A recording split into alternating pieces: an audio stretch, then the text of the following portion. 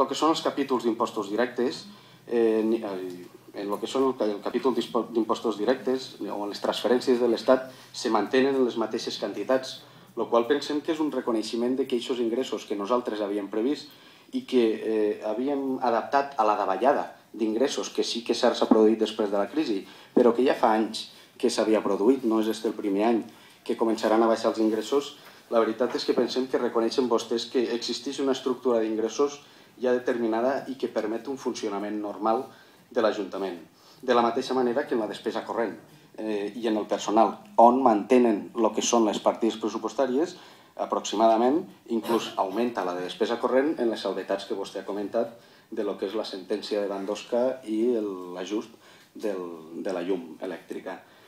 Però, bueno, el que és el capítol de personal sí que és veritat i ho reconeixem que en números absoluts proposen una disminució aproximada d'uns 200.000 euros,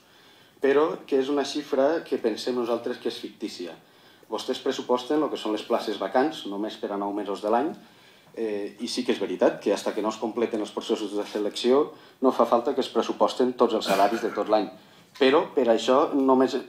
és una manera, pensem nosaltres, de sortir del pas per a poder quadrar el pressupost en aquests moments, ja que és una solució puntual que de cara a l'any vinent hauran de resoldre. I l'hauran de resoldre perquè si volen baixar aquest capítol, si volen aplicar l'austeritat, si volen reordenar les despeses,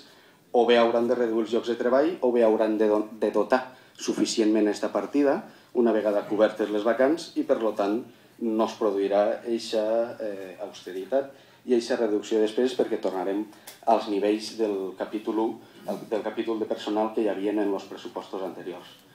A banda, també hi ha una mica,